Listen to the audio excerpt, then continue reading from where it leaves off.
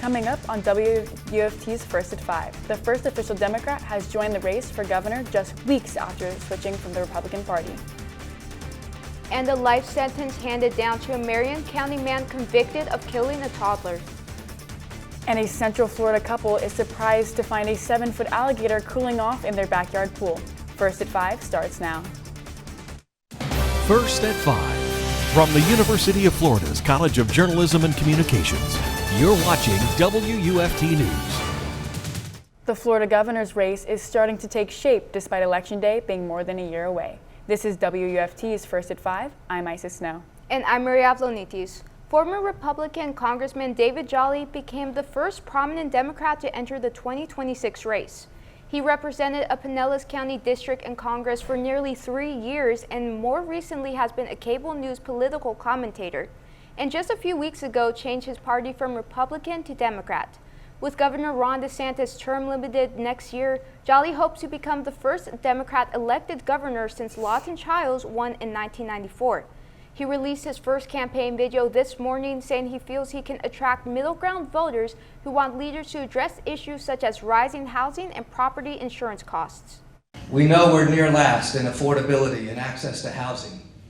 But what I do know from rooms like this is we're probably number one in knowing we want change. We want change across the state. Jolly enters a race that includes Republican Congressman Byron Donalds, who has drawn support from President Donald Trump. Other names floating around include Florida First Lady Casey DeSantis and Agriculture Commissioner Wilton Simpson, in addition to State Senator Jason Pizzo and big-name attorney John Morgan. And the Byron Donalds for Governor campaign has already responded to the announcement. The statement reads in part, he's completely out of touch with Florida voters and our values. Florida is Trump country, and I am proudly endorsed by President Trump to be Florida's next governor. Parts of north central Florida warmed into the 90s today, but showers and thunderstorms have bubbled up in this afternoon's heat. UF forecaster Reuben is live in the weather studio tracking the heaviest rain in our area. So, for the most part, showers are passing through the Alachua County and Gainesville area. The lightning bolt indicates potential storms that they are seeing in that area. Now, let's take a look at our satellite and radar. The blue indicates the clouds, but the light green and the red indicate higher storms for that place. Now, let's take a look at our hour by hour. For the most part, 6 p.m. is the time to watch out for. If we are going to see showers, it is going to be around that 6 p.m. time. But for the most part, as you can see, it's going to be clearing up and just cloudy for the most part. Now, let's take a look. Coming up, we're going to see a very humid week. In the afternoon/lunchtime, you should be showers coming through, and then the pattern shift is expected next week. A Marion County man will spend the rest of his life in prison for the murder of a toddler. Travis Ray Thompson was convicted of first-degree murder and sentenced last night. Back in 2022, a 2-year-old Jacqueline Schwingel's mom left her with Thompson while she went to work. Less than 30 minutes later, she got a call. The child was unresponsive. At the hospital, the Marion County Sheriff's Office received a report of child abuse and arrested him. Thompson claims he does not know how the victim was injured, but the medical examiner's office say the toddler suffered significant internal injuries. The UF Board of Trustees meeting today was a long and productive one, but Santa Ono's rejection only warranted a brief comment. The board met today to discuss an agenda covering university updates, audits, and advancements, but one subject remained unspoken until almost 8 hours in. On Tuesday, Ono became the first Florida presidential candidate unanimously backed by the Board of Trustees to get rejected by the Board of Governors. The trustees addressed they carefully picked Ono, but despite his rejection, UF did not lose momentum. Osceola County Sheriff Marcos Lopez is facing charges with the involvement of a massive gambling operation in Central Florida. Governor Ron DeSantis signed an executive order charging Lopez with racketeering and conspiracy to commit racketeering, 2 first-degree felonies. The statement suspended Lopez from his duties and appointed a replacement. His next court date is June 30th. In other news, those nagging mosquitoes are not going anywhere this summer. According to a new analysis from research group Casino Context, Florida is ranked as number 1 in the country for mosquito activity. Leading with 80 known mosquito species, Florida's weather conditions are the best for the insect breeding. However, other states carry higher health risks from mosquitoes than the Sunshine State. Most Florida residents know they're living in gator country, but it's still a little unnerving when the reptiles get too close for comfort. Jamilka Gibson details a West Palm Beach couple's run-in with a 7-foot-long gator. He was laying right on this big step right here, and he was facing that way, and that's the doorway that we happened to look out of and see him. It was supposed to be just another peaceful Saturday morning, filled with sunshine and coffee for Jim Voorhees and his wife Karen. But that took a splashing turn when they came face to face with an uninvited guest at their Pinecrest Lakes home. It all started around 8 in the morning when Jim says he heard a strange noise in his backyard. He took a look and didn't see anything. But around 11 a.m., it was a different story. We saw something in the pool. I thought it was one of the big palm fronds. Sometimes they break off and blow in the pool. Took a little closer look, and it was an alligator. A nearly 7-foot alligator, to be exact, doing more than just catching rays. This big guy was taking a dip in Voorhees' private pool. I've gotten raccoons out of the pool and armadillos and snakes and frogs and turtles, but I wasn't going to go after an alligator. Voorhees immediately called the Martin County Sheriff's Office, who called in a gator trapper.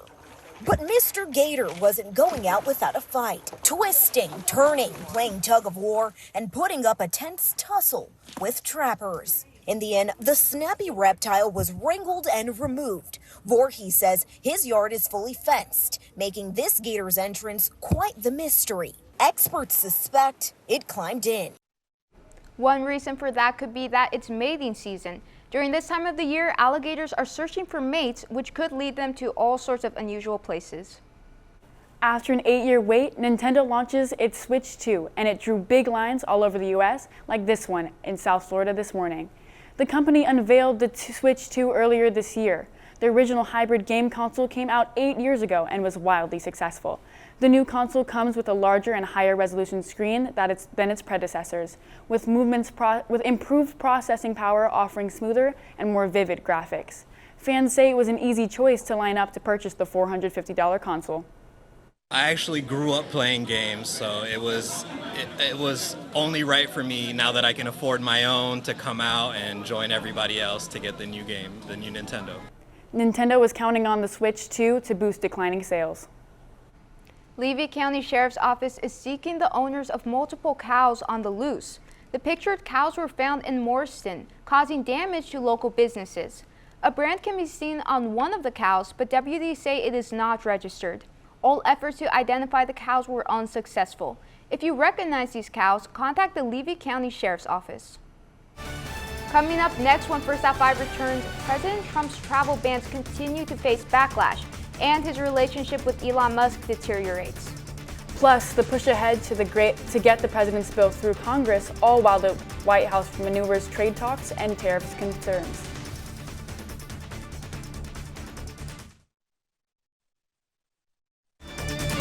You're watching WUFT-TV News. President Trump is facing criticism from members of his own party after his move to ban travelers from a dozen countries and restrict the entry of people from 7 other countries. Democrats say this move is meant to be a distraction from his controversial spending bill. And as Ryan Nobles reports, the backlash comes as he is also looking to consider the best offers from countries on tariffs and high tensions over trade. Friends no more? President Trump and his former advisor, billionaire Elon Musk, feuding over the so-called Big Beautiful Bill, which Musk has called a disgusting abomination. First, the president from the Oval Office, reacting on camera.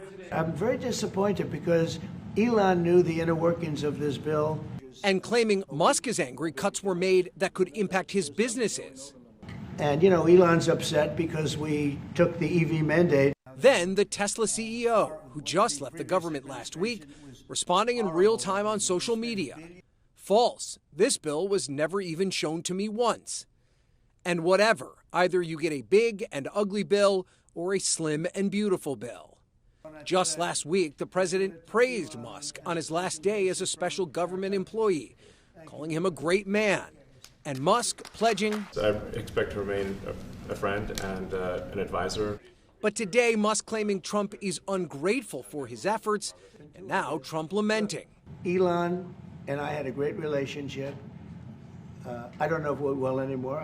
All this as the president hosted German Chancellor Friedrich Merz at the White House amid a tariff tiff with the European Union. Or we'll do something, we'll do the tariffs. I mean, I'm okay with the tariffs, or we make a deal with the trade. Last month, Trump paused a 50% import tax on EU goods. Germany is a member of the bloc. Both sides say talks are going well, but no deal yet. And in a sign that the frost between the U.S. and China could be thawing, Trump also talking to President Xi this morning. I think we're in very good shape with China and the trade deal. The two men drew back their massive tariffs last month. Now Trump posting that their 90-minute phone call focused almost entirely on trade. Ryan Nobles, NBC News, Washington. Now, Storm Tracker shows showers and rain and storms going around and through the Alachua County and Gainesville area. I'll have more for you after the break.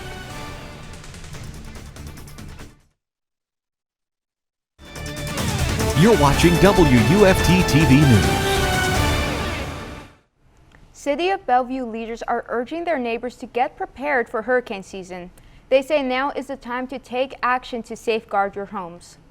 Leaders have provided resources on the city website such as shelter information, items for emergency kits, and ways to secure your home.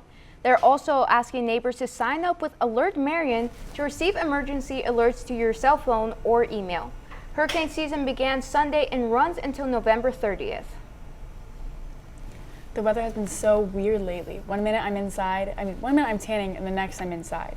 Yeah, it was sunny on my way in, but I'm very afraid it's going to be rainy on my way out, and I forgot an umbrella. I do have bad news for you, Maria. It looks like it's already raining.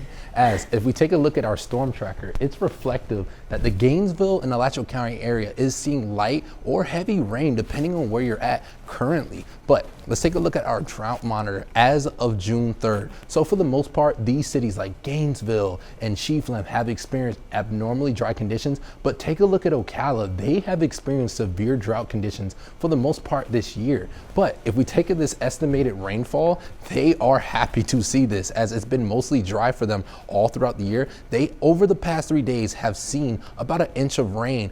Look at Gainesville, we're about at an inch of rain. But for the most part, these dry places are happy to see this excess rainfall.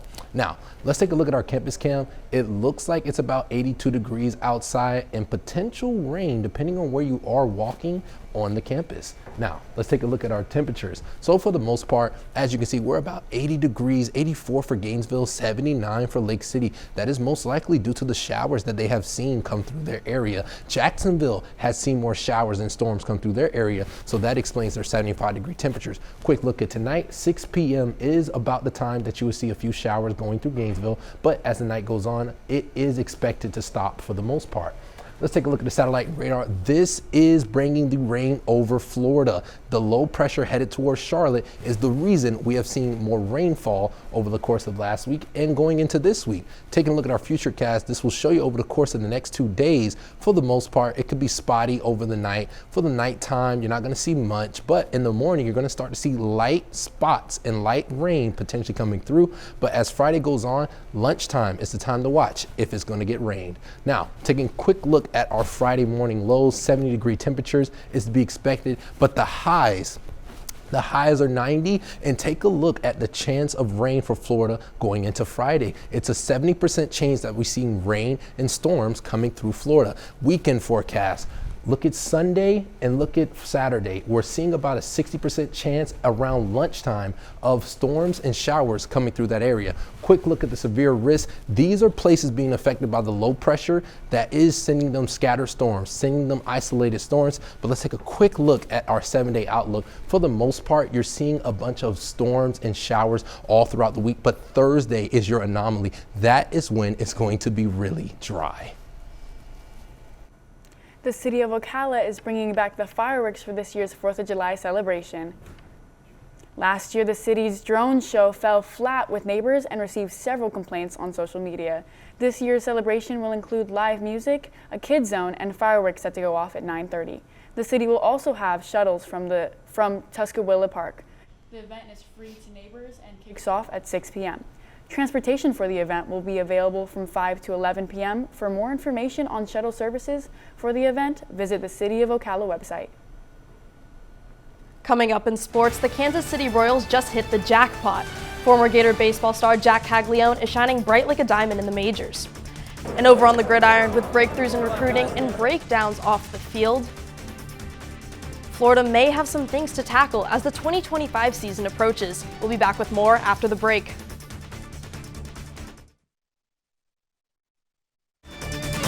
You're watching WUFT-TV News. It's been a roller coaster ride for Gators football. With 86 days until kickoff in Ben Hill Griffin Stadium, Florida is getting their Gators in a row, so they're ready at the line. Meetings, lifts, and training continue for the team, preparing for kickoff against Long Island University. Fall training camp will begin at the end of July, and like most programs, they're not just focused on this season. The program is hosting camps for different positions throughout the next few weekends as they recruit for 2026. And as those camps get set to go, two big names have already committed to the Swamp. Four-star safety Caden Hall and interior offensive lineman Genevieve Carr are now Gators officially. Official visits will continue this weekend. According to 24/7 Sports, Florida's class of 2026 currently has 4 commits and is ranked 14th in the SEC. In some not-so-positive Gators football news, incoming freshman Stephon Shivers was arrested this week. Shivers arrested Sunday on a felony charge of false imprisonment and dating violence related to an incident with his girlfriend and was placed under house arrest. The university says it is aware of the arrest and is monitoring the situation. Shivers is facing up to 5 years in prison and a $5,000 fine. And before we go, former Gator golfer Ricky Castillo is in Canada this week for the RBC Canada Open. He has just made the turn in his opening round and is T24 at 3 under par. Castillo is seeking his first PGA Tournament win. Stay tuned for one final check with the weather after the break. Let's take a quick look at the estimated rainfall that has occurred over the past 3 days. So for the most part, in the Gainesville and Alachua County area, it's been about an inch of rain, but for the most part, Gainesville has seen about 1.3 inches of rain. Let's take a quick look at our 7-day outlook. So for the most part this week, you're going to see storms and rainfall going throughout the week, but Thursday is the day to look out for. It is going to be dry on Thursday. It's going to be an abnormal dry, but it's for the most part different from most of this week. Thank you for keeping us updated, Reuben, and thank you everyone for joining us tonight. We're back here tomorrow for another edition of First at 5. But your North Central Florida news is always on at WUFT.org and on all other social media platforms. Have a good night.